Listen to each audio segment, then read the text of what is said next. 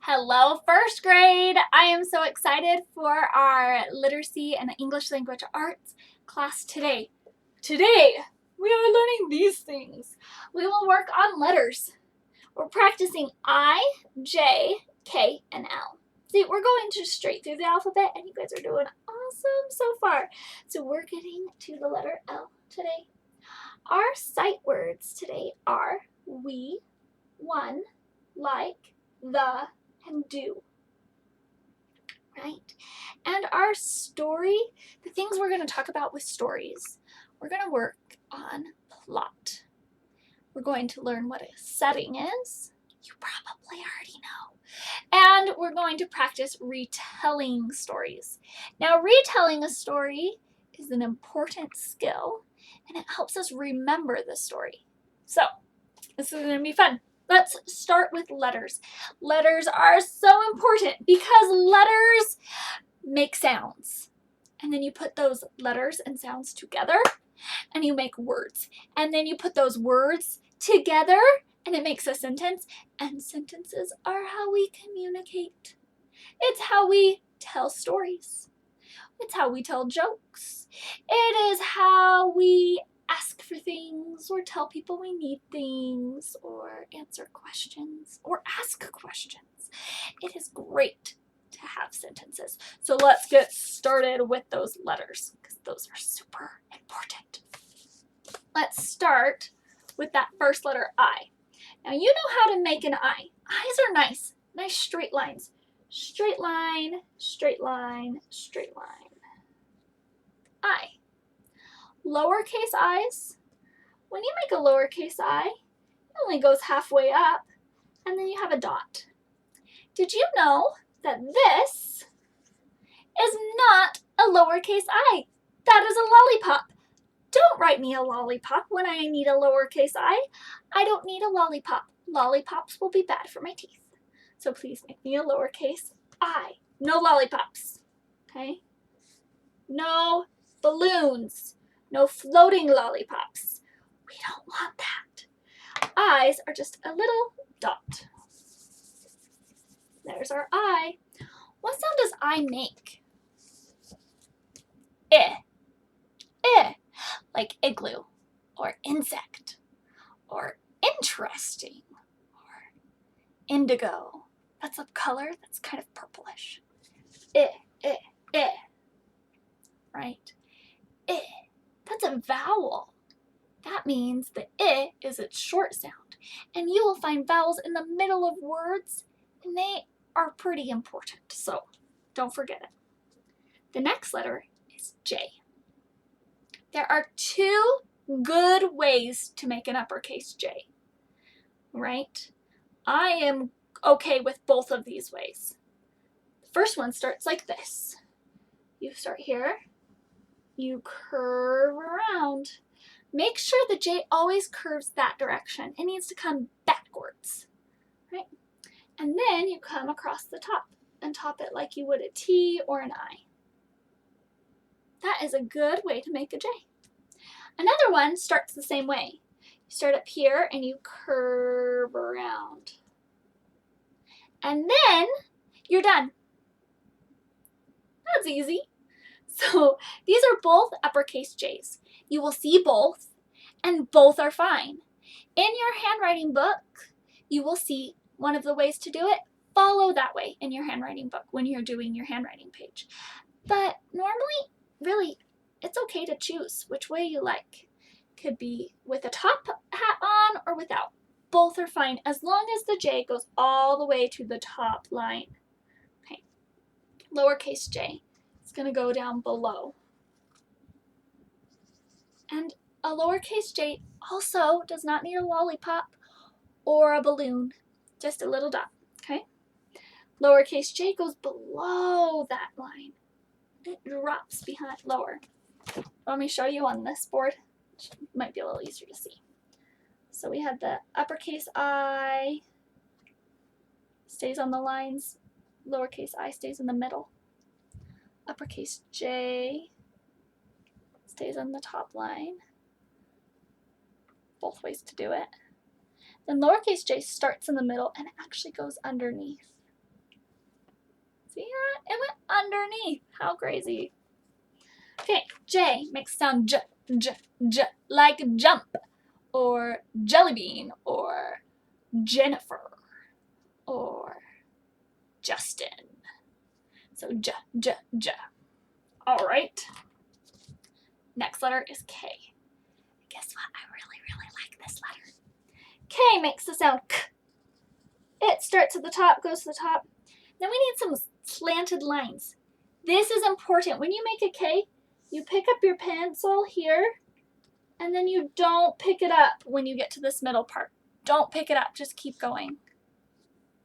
Okay, I'm going to do it again. One pick up, don't pick up. There you go. That is an uppercase K. Lowercase k starts the same, but the little part is down here, just on the bottom half. Should we see it on the lines? Like I said, K makes the K sound, and it is in the words like ketchup, kangaroo, and Kimberly. Do you know who Kimberly is? It's me. That's my name. My real full big name is Kimberly Ann Brown Luce. That's a lot of names, so you can call me Mrs. Luce. But Kim or Kimberly is what my family calls me. So that big K like that. K. And last letter for today. See? Last one. L. L's nice. Starts here, goes across. Lowercase l is really great. It starts at the top and it goes down, and then you're done. It looks exactly like a 1. Exactly like a 1. The only difference is it's in the middle of a word instead of in the middle of a math problem. So, L, start at the top, go across. Start at the top, go down. There. L's are really easy. I bet you could write 10 L's without even thinking about it. You just have to make sure that your lowercase l still goes to the very top. But those are the letters we are working on today. And let's take those letters and practice with them. We're not just going to practice with those letters, though. We have, let's see, we have some other letters that you've already worked on and practiced with, too. We've practiced a lot with this A. A makes what sound? Ah, ah, like ah, right? I makes what sound? Eh, eh, eh. Okay, we're going to play a game where we substitute. That means switch the middle sound. Let's use some letters. Some of these words I'm going to make aren't real words, and that's okay. It's sometimes fun to make silly words. Let's do C, like K. K makes the K sound, and C makes the K sound. Let's do C there. K, A, B. What's the word? Cab, right? I want to substitute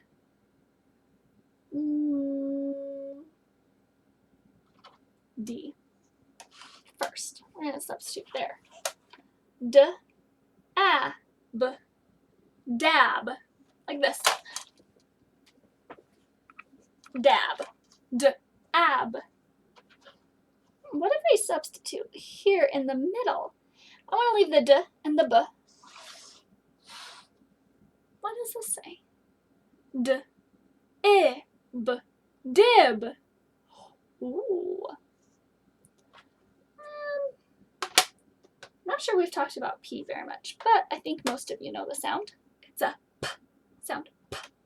So D, I, P, dip. Now if I substitute D, A, P, dip. Isn't that fun? You can change just one letter and it changes the word. And some of the words that you will make aren't going to be real. And that's okay. Right? I want to teach you something.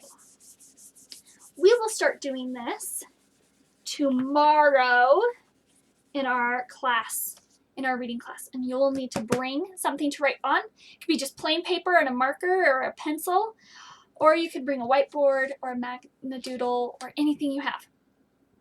And we're going to play a game called Listen and Write. And what will happen is I'll say something like J, J, J. And you'll just go, oh, I heard J. So you're going to write a J. You'll always write the lowercase ones for me. And then then you erase it after. Say, okay, board's down. And then, so you could erase it if it's on a board. If it's just on paper, you can just move to a different space. And then I might make the sound, ooh, ooh, ooh. It's hard to hear that one. Ooh, oh, I know that one. L, ooh, ooh. But what if I don't make that sound and I say, li, li? Ooh. I hear the L and the I. And we're sliding those sounds together. So I'm even going to draw an arrow to show I'm sliding. We call this a slide. It is a group of letters with a consonant at the beginning. That's a letter that's not a vowel, and a vowel. So a slide. Li, li. Then I might say something like this. La, la. And you'll go, oh, that's still the L, but that's not an I sound. That's an A sound. La, ah. And you'll draw your slide like this. Then I might make a different sound like ba. All right. Ba. Then I might say di, di. And you'll go, oh, that's a D, D, I. And you'll write it and show me. Guess what? There's a good chance you'll make a mistake. That's okay. We make mistakes sometimes, right? So if you make a mistake when we do this activity tomorrow, I'm not going to be mad. I'll tell you you made a mistake so that you can fix it. Because as you fix it, you'll know, you go, oh, that was a mistake. I'm trying again. And your brain starts to grow as you figure it out and you start to remember, oh yeah, the B says b, b, b, b, right? And not d, d, d, d. So you get the right letters. So I'm really excited to start that with you tomorrow. I really like phonics and practicing it. Phonics is when you practice letters and sounds together. Okay, that took a long time. We just went over just those 4 letters, but I'm so excited that you've got it. Okay, here are our sight words today. I put away my board and I didn't want to. Our sight words today are we. After class, after this video, or you could pause the video and do it now, I want you to make a flashcard for each one of these. Okay. We. 1. Like. The. Do. I ran out of room. I'll have to write it over here. Whew. You are reading a book is one of your Savas assignments that will use all of these words. Now, I want you to look at these words, make your flashcards after the class, or pause the video and make them now, and bring the flashcards tomorrow. We'll use them in class. Also, you can use the flashcards to practice reading the words. You could put the flashcards as like a reminder to remember each word and like go on a hunt to go find the words. Remember, we've done hunts before. So you'll go on a we hunt and you'll find the word we in different places on boards or in books. 1. This one isn't like, I won the game. This one with an O and E is the number 1. Like, okay, the and do, you can do all of those. Now, I have a sentence for you. We like to do the one game called hide and seek. We like to do the one game called hide and seek. That's a weird sentence. Normally it'd say play. We like to play the one game called hide and seek. But I said do because I wanted to use do. Can you think of a sentence that uses all of those? If you can, share it with your learning coach. Awesome. We've finished letters. We finished sight words for the day. Now we are talking about plot. A plot is exciting because a plot is what happens in a story. So in a story, usually there's some things that are going wrong, and it kind of builds up, and there's problems and things, and then things start to get better and they calm down and there's a resolution. This is a plot. A plot means simply what happened in a story. What happened in the story? What were the problem and solutions? Were there lots of problems and just one solution? Or was there just lots of problems and it didn't have a good solution? I don't know. Every story could be different. But whatever the problems and solutions are, that's your plot. It's what happened. When you read a story, you can look for the plot. The other thing we're looking for today is a setting. And I have two books right here. This one, if you take a mouse to school, and this one, if you give a mouse a cookie, have the same character, right? We talked about character last week. It's mouse. So they have the same character, same guy, right? But the plots are different, right? The problems will be different in each story, and something else is different. It's the setting. A setting is the time and place where a story happens. This is set at a school on a school day. This story is set at a home. Pretty cool. So, there's two different settings, two different plots, but the same character. Interesting, huh? Well, here is a story, and it is called There's a Nightmare in My Closet. Can you guess what the setting is here? It's this boy's room, specifically his closet. So it's his closet and his bedroom. You can tell the setting often by the pictures in a book, but sometimes there are no pictures, so you have to listen carefully to see where they are and what time is it.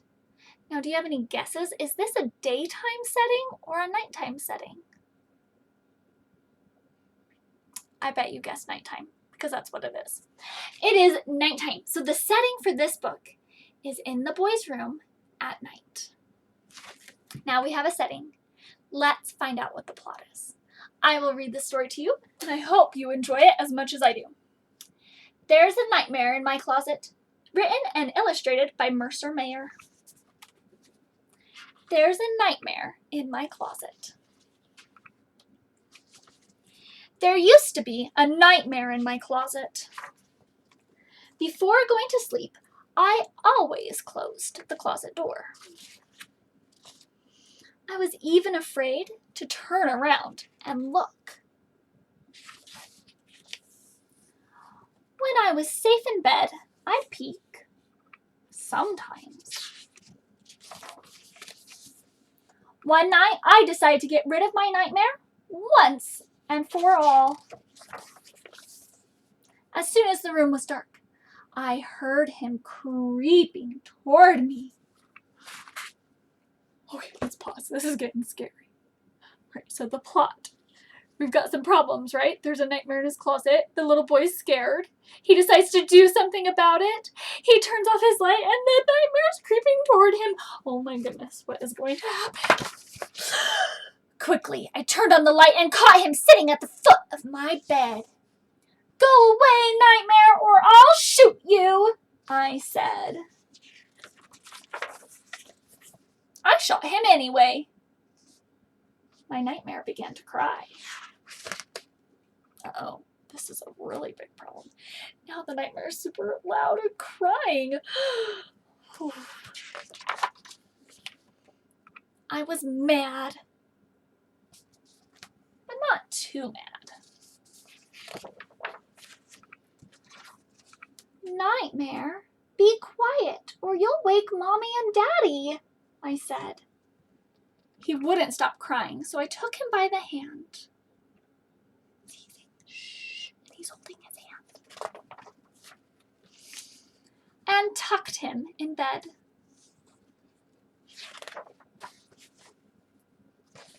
And closed the closet door. So the nightmare who came out of the closet is scared of the closet still. I suppose there's another nightmare in my closet, but my bed's not big enough for 3.